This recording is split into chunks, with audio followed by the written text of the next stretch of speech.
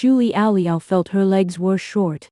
Having to quicken her pace to keep up, near the bus stop, she ran a few steps to catch up.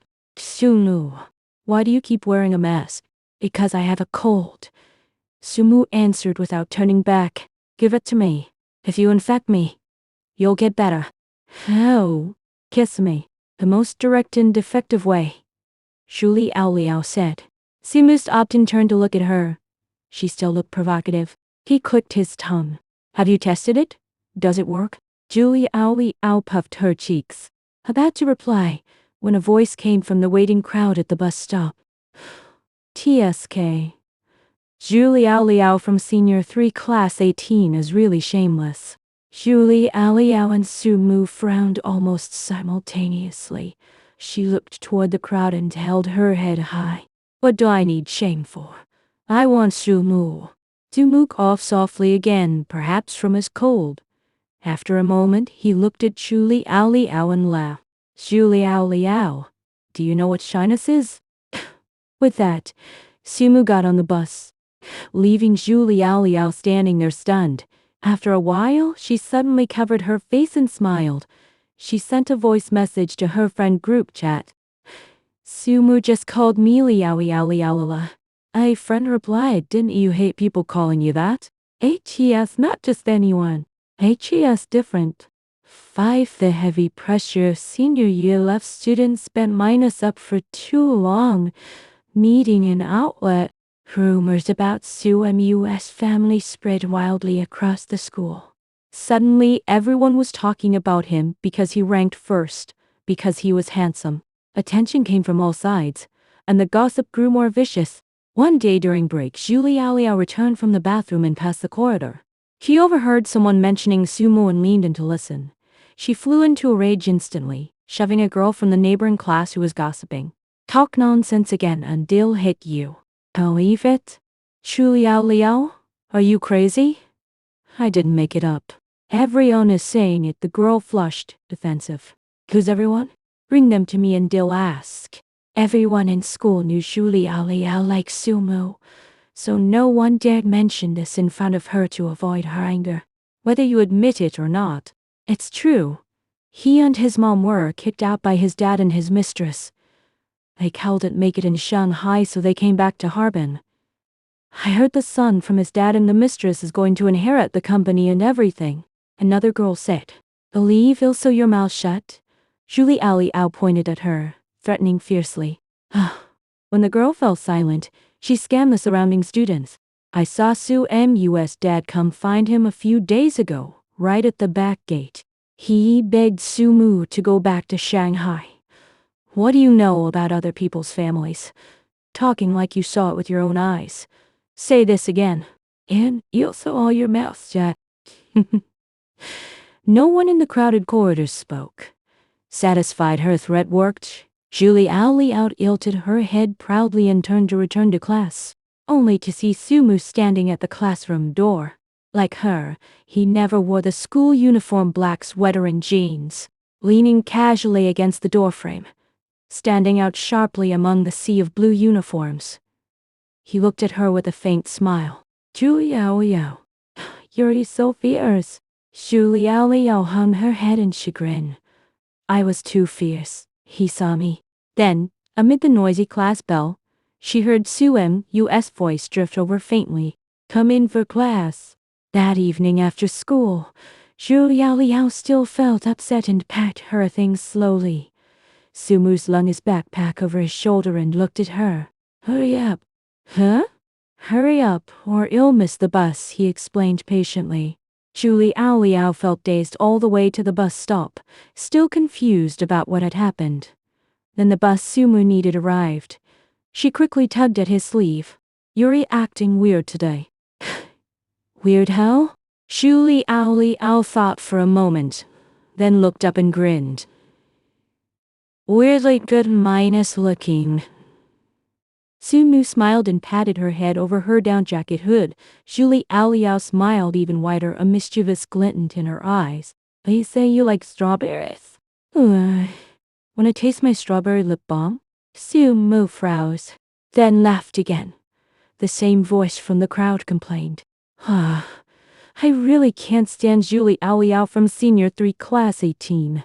Su Mu turned and boarded the bus. Just as the door was about to close, he spoke clearly and slowly to everyone at the stop. I can. 6. When the second mock exam results came out, Zhu Liao squeezed in with everyone, craning her neck to check the rankings. Her head teacher thought she had finally become ambitious and nearly cried with joy. Seeing Su Mu still firmly in first place, she hummed as she returned to her seat. Su Mu, having a girlfriend didn't hurt your grades.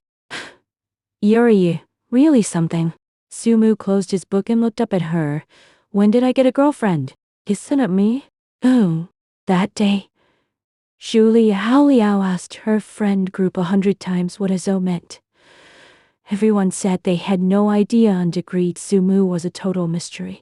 To confirm further, she grabbed Su Mu at the bus stop after school and acted cockathiously. Don't go home. It'll teach you to play pool. Lacking ambition, Su Mu said. Whose ambition? I only want Su Mu. Su Mu tried not to laugh but failed. Zhu Liao thought she had hope, but he patted her head and still got on the bus. From the crowd came the usual complaint. Zhu Liao from Senior 3 class. Zhu Liao snapped, shut up. When Su Mu's bus neared the last stop, he received a text from an unknown number. Su Mu, I have Zhu Liao. Come to the pool hall. Lin Can. Su Mu got off the bus and took a taxi back to the school gate. The pool hall looked the same, its sign warm and bright beside the closed gate. He pushed the door open and was immediately hugged tightly. I should have used this trick earlier if you're this easy to fool. Su Mu did not push Zhu Liao away, only looked down at her helplessly. Her face was flushed with excitement as she dragged him to play pool. Her skills were terrible though. Watching her happy expression, Su Mu stepped closer and held her hand over the cue. You call this half-minus baked skill teaching me? Her friends sat watching, giggling and whispering. After seeing how well he played, Zhu Liao clicked her tongue in admiration. I knew someone who hangs out with those flashy sports minus car guys can't be a good egg. Su Mu tapped her forehead lightly, displeased with her description. They stayed at the pool hall for 2 hours. When Lin Can arrived and saw them being intimate, he was so angry he nearly kicked the door down. Your name's Su Mu. Fight me 1 minus on -1. Lin Can was a known local thug. He pointed at Su Mu and challenged him. Su Mu glanced at him sideways, looking at him like a childish brat, too lazy to even speak. He only turned to Zhu Liao. Keep playing. Just as Lin Can flew into a rage, a beautiful woman in a fur coat walked into the pool hall. Her hair was permed and neatly styled. Her makeup delicate, like a noble lady from a TV drama. A half-minus smoked cigarette rested between her red-minus manicured fingers. She stood at the door, glanced at Su Mu with his arm around Zhu Liao, and called. Su Mu. Su Mu said mom and followed her outside. Zhu Liao chased to the door. Su Mu's mother looked her over and asked bluntly in front of her. Got a girlfriend? Just have fun. You'll come back to Shanghai with me soon. I'm not going back. Are you joking? You're gonna let that bitch in her brat get everything. Su Mu's mother spoke sharply. She glanced impatiently at Zhu Liao. Is it because of her? Stay away from my son. If he doesn't come home after school, he'll think some vixen hired someone to kill him. Zhu Liao stared blankly for a moment. You'll protect him. Su Mu smiled. His mother glared at him, took a puff of her cigarette and said, You? Hey, little girl? With that, she turned and left, ordering Su Mu sternly to come home. Su Mu bent down to Zhu Liao. Go back inside and play. Zhu Liao returned to the pool hall. Lin Can still clung to her like a leech. What are you to that, Su Mu? Are you together? None of your business. If he dates you, you'll have someone beat him up. Believe you'll have someone beat you up. Zhu Liao always talked tough, even if she only meant it lightly. Later, she wondered if she had taken Lin Can's threat seriously. Would she have avoided what happened next? 7 in late February. As Chinese New Year approached, Julia Liao's father called her in Colorado and asked her to take a break and come home for the holiday. He coaxed her. Your birthday's coming soon. Let's celebrate together. Invite your friends. I don't want a birthday, Julia Liao said. She had not celebrated her birthday in years. It was her birthday. After all, that made her Lu Sumu. For her 18th birthday, her father had gone all out, hiring a professional team to decorate their home. On a weekend night before Spring Festival, he invited many of her friends and classmates to celebrate, including Sumu. The constant teasing from classmates made her father suspicious. He doted on Julia Liao terribly and did not make things difficult for Sumu. He even praised him as outstanding.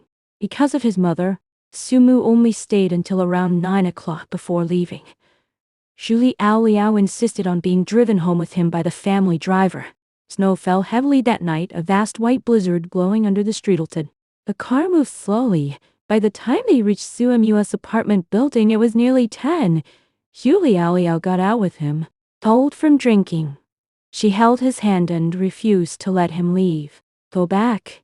Everyone is waiting for you at home. I just want to be with you.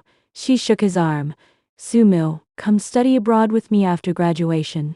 Sumu did not answer. Julia Liao lingered, talking to him in the swirling snow for a long time. He listened patiently, replying occasionally.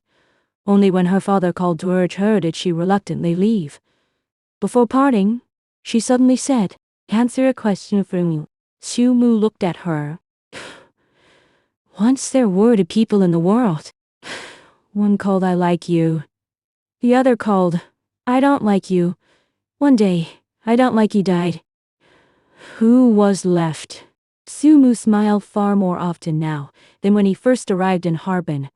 Hearing the question, he laughed and raised his hand to touch Julia Liao's hair. For years had passed since that night.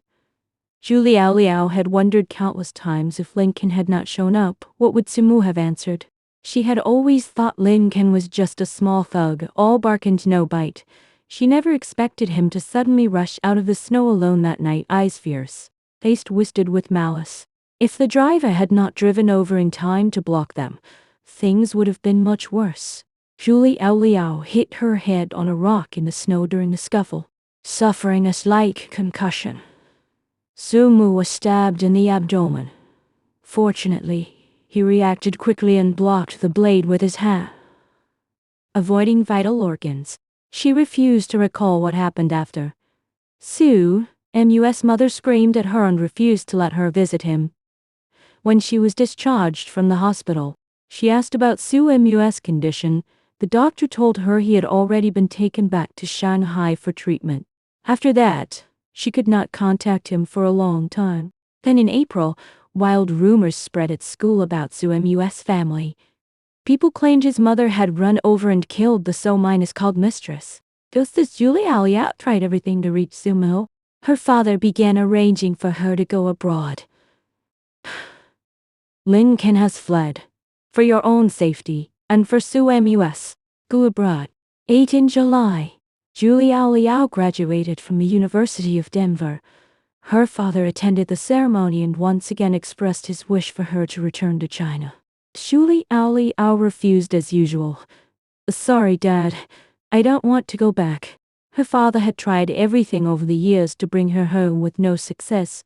Sighing, he left before departing, handing her the old phone she had used in China. Go find him. If you want to find him, then go. Julia Liao immediately knew who he meant. She hesitated for a long time and shook her head. Later, her father came back looking frustrated and helpless. Lin Kan was paid to kill Sumu. It had nothing to do with you. Julia Liao stared at him blankly, not understanding at first. Sumu went back to Shanghai to protect you. He came back looking for you afterward. Julia Liao processed this for a moment, too shocked to speak. His mother thought your father's new wife hired Lin Kan, so she ran her over. I didn't want you involved with someone from such a complicated family, so I sent him away.